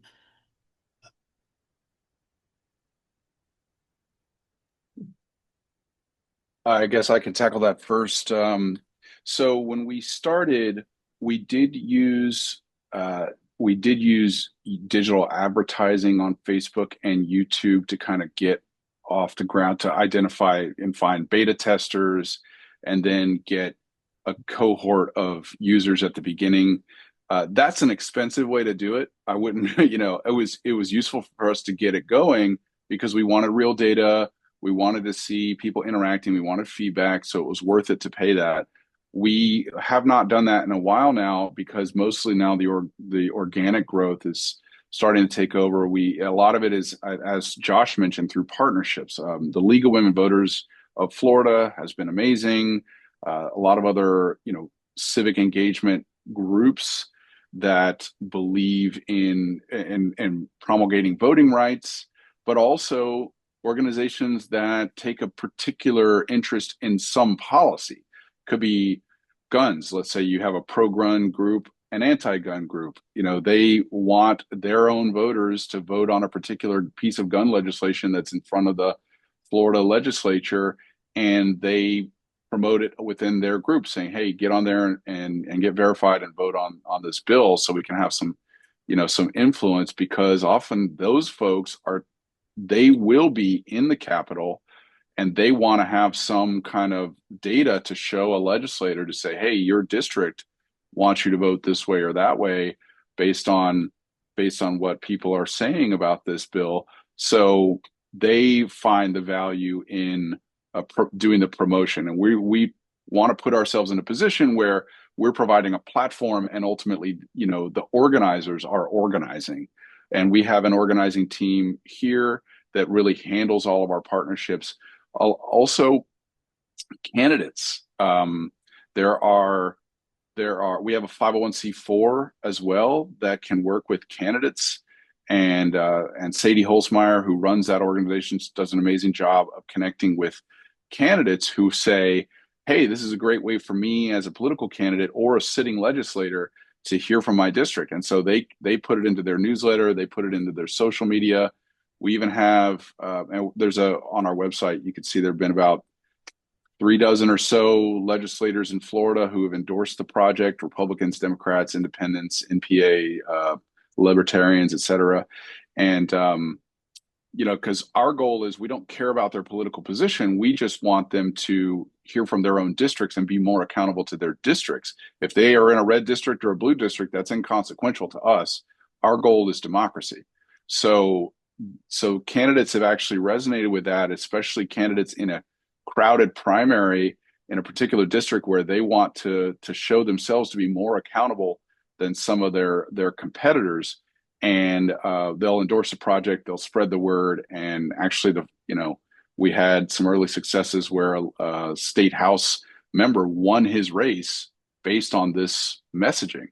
And so we now have a gentleman running for Congress in Central Florida who's taken an entirely digital democracy message saying, "I'm going to vote exactly the way voters tell me to vote using this technology." So he's gone way a step further than what we're even talking about. He's basically saying, "I will be a pure avatar of the people. I'm going to vote the way the people tell me to vote." And he's out there made it part of his campaign messaging and is recruiting people to get verified. So I think that's where in terms of engagement, that's kind of how it's been folded. That's how it's been proceeding, because, like I say, the digital ad strategy is a very costly way to get users. It does its job, but not cheap. Just to add to Duncan's question, what about community platforms like Nextdoor? I mean, for all of the faults of a platform like Nextdoor, a lot of people are on it, right? And that's how they hear about what's available in their community. Have you ever explored sort of getting the word out through platforms like that? Yeah, actually, we took a lot of basic concepts for authentication and verification from Nextdoor, because I think they do it better than probably anybody else, of localizing you to a particular. At the beginning, I don't know if Nextdoor does this anymore, but they used to send you a postcard in the mail with a QR code in order to get verified. So you had to be physically at that address in order to receive it. Now I think they've gone towards more of the photo ID matching, and that's what we're doing as well. So I think Nextdoor is a good example of trying to make something that is very localized and neighborhood driven. Our goal would actually be to get down to the local level, where you could vote on a school board initiative or a city council, a municipal ordinance, or something to that effect. We would like to be at that level. Mainly the challenge at that level is getting good data on what a city councilman or woman is doing, what votes they have cast. That is, there are 3,000 municipalities in the 3,000 counties in the United States, 10,000 municipalities. Once you get down to the local level, it's really tough to get good data. So having partnerships with somebody like Nextdoor or others, where people do have a process, typically they are providing information about what's going on in their communities, But if it was possible to do it in a structured way where it said, hey, there's this, school board initiative, they're going to rezone, and now my neighborhood's no longer going to be in this school district, and there's a vote coming up, and have your say. Yeah, that would be an amazing way to get greater scale, especially at the local level where the data is really tough to get to.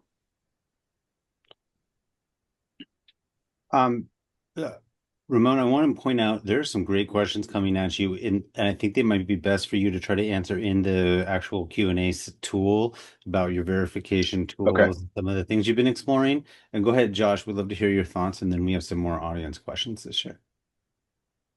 Yeah, I just wanted to share one more example.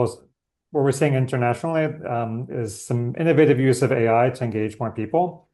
So if it's okay, I'll share my screen, just like one quick example from Bogota in Colombia. And there's lots of potential uses for AI. Some are helpful, some less so. This program in Bogota where they created an AI-powered chatbot, Chatico, to engage people in more direct communication, and that's the benefit of it.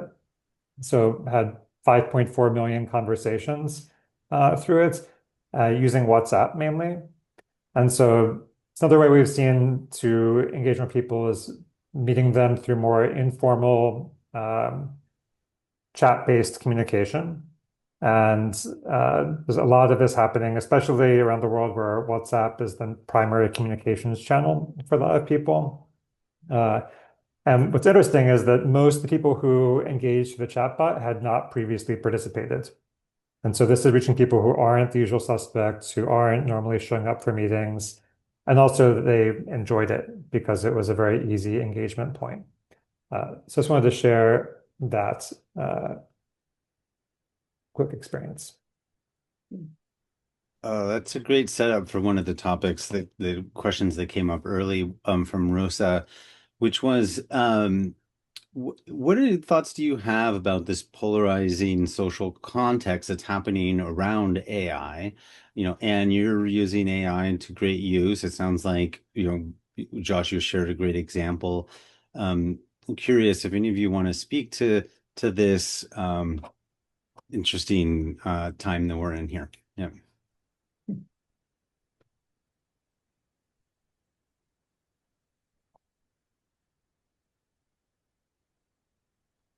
I mean, one thing that we emphasize is use AI for what it does well, not for what it doesn't do well. And there's some things it does well, some things that are kind of big claims and sales pitches that haven't been delivered on so far.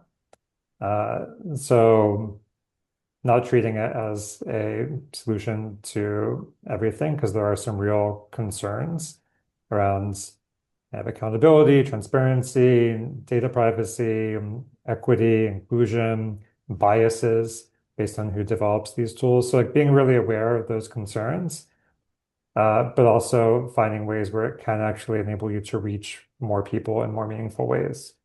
So like the chatbot is a good example where it'd be impossible for a human to have millions of conversations with people, but that can become an entry point for a lot of people, which then leads to more engagement.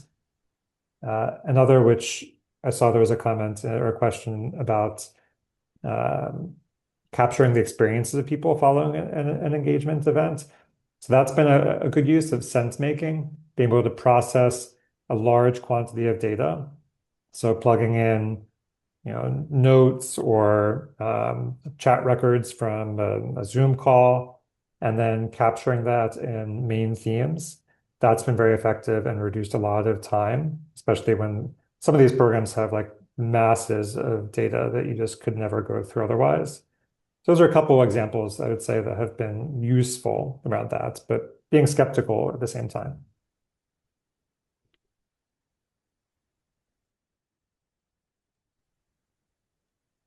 And any reflections? I know your work is so deeply connected to AI, but curious conversations that you've been a part of or have heard on this question.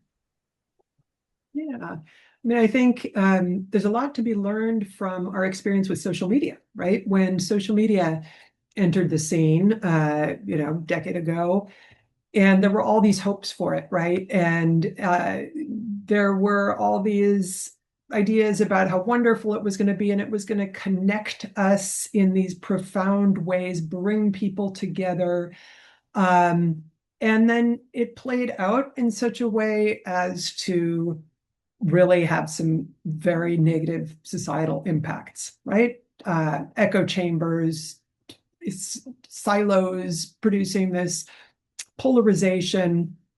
And so with a lot of AI innovations and emerging technologies right now, like generative AI, we're at a moment where I think we can be much smarter going into this at this early stage about recognizing this technology is not inherently good or bad. It's what we do with it. It's how we're going to harness it. There are nefarious actors out there harnessing it for very destructive, harmful ends, right? But there's everybody in this room here that's looking to harness some of those exact same technologies for very pro-social, positive ends. And thankfully, a lot of the technologists, digital peace builders that we're working with sort of recognize we need to learn from that experience that we had with the social media rollout, and get ahead of problems, get ahead of problems now. And a lot of the technologists we work with have that in mind. But I think it's AI is not good or bad, right? It's how we're choosing to use it and to what ends. And just grateful that there is there are all these ecosystems of people in the overall democracy strengthening space that are harnessing it in such positive, innovative ways. Thank you for those reflections. We had a question come in from the pre-survey asking, how have you seen practitioners thoughtfully introduce technology in communities where there is skepticism or discomfort with digital tools, especially when remote engagement could meaningfully expand participation? And would open that up to anyone who has some thoughts to share. To help frame that question, when we ran as 3 candidates in the open election, and there was a closed door group that does the nomination process to select who the kind of people who are on the inside of the community would, the candidates that they would want. An election was described, elections are ugly. They were, even the PTA leader was saying, elections are ugly. There was an anti-democratic sentiment.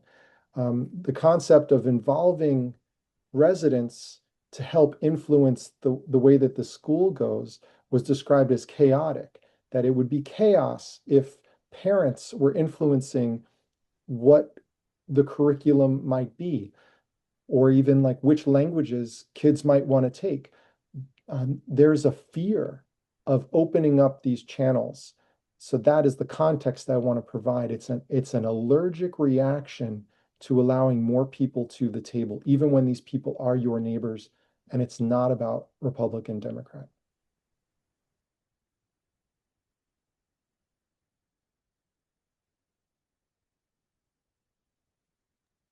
Ramon or Josh, any thoughts that are coming from your work or experience?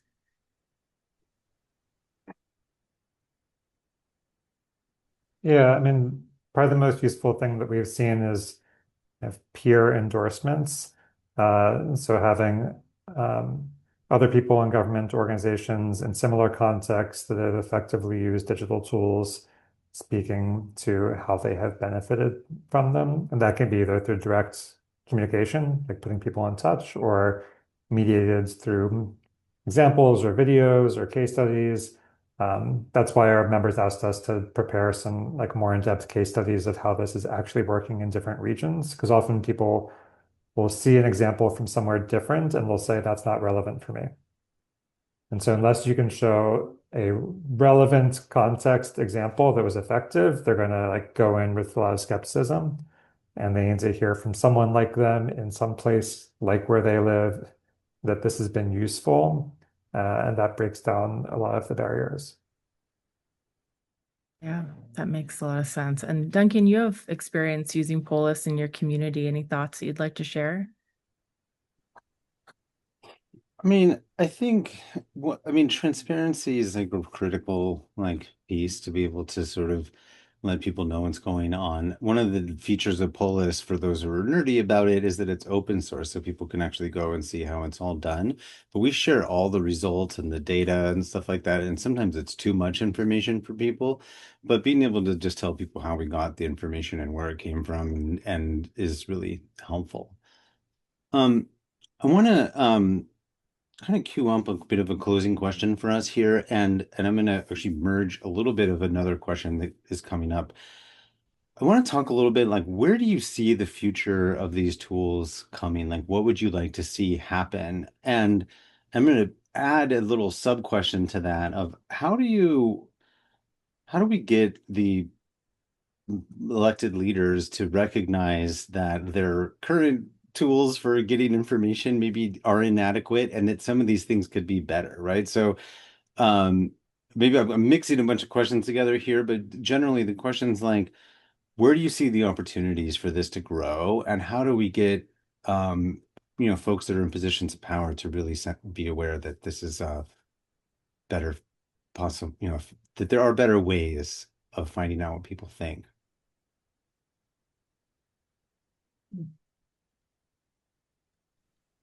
Duncan, maybe I'll try to take a whack at that. So, especially when it comes to folks in positions of power, what we need to recognize is that people who are currently in power got into that position of power through a set of incentives and structures that currently exist, which means that it is very difficult for them oftentimes to see a new set of incentives and structures that would benefit them. Most of the time, they're going to see that as a threat. So what you often have to do is replace the people in power with new people who like a better version of democracy. And I think that's been our philosophy, is that we've spent a lot of time advocating to legislators directly, and have had, both Republicans and Democrats shut the door in our faces, probably 9 out of 10. Accusing us of being some sort of stalking horse for the other side, being some sort of like secret way to influence them to do the thing that the other side wants. It's a common problem. There's so much fear and mistrust. It's really quite depressing. But my goal is not to convince those people to change, but to find the people who already believe and just activate them. And I think that there are some legislators and candidates who truly do believe in little d democracy, like who just believe that the basic process of hearing from the people and giving power to the people is the reason that they got into politics and civil service in the first place. So I think that we want to provide those people with the tools and as much support as we can, so that they can be successful and they can show that success to others and bring them along board. And I think that's why we've been willing to work. A lot of nonprofits are afraid to work with politicians, to be honest. But we've kind of leaned into that, because that's really where change comes from. You have to support the legislators, regardless of party.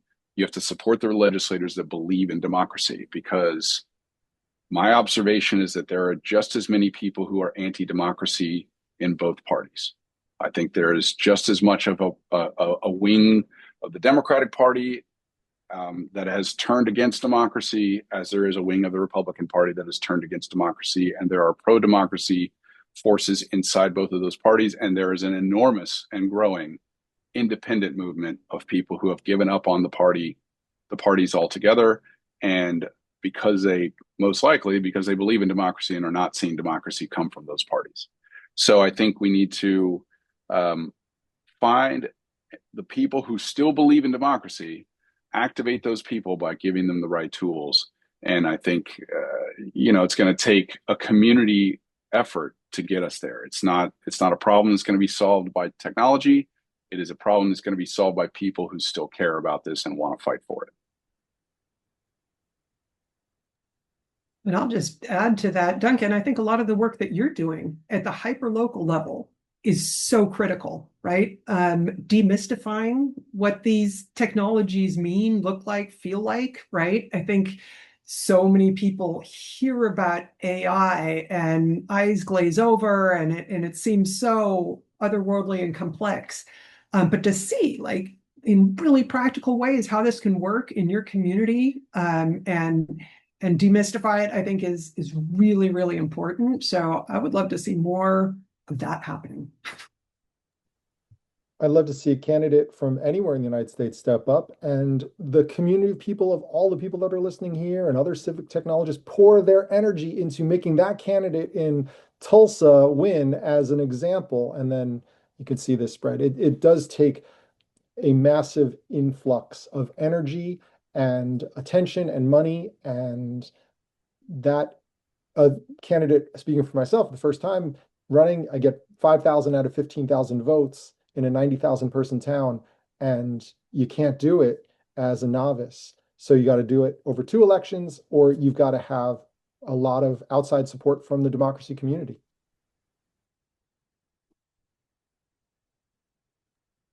Josh, any closing thoughts before you move?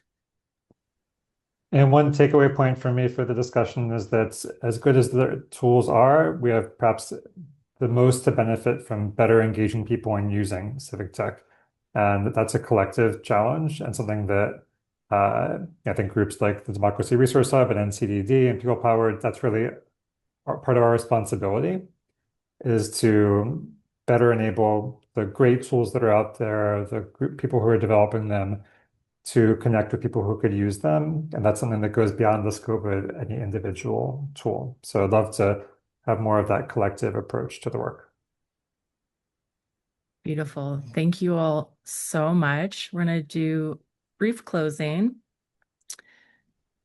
So we've planted a seed with attendees. We would love to hear what new insight you're taking with you. I'll pass to Duncan to share about our upcoming DRH training.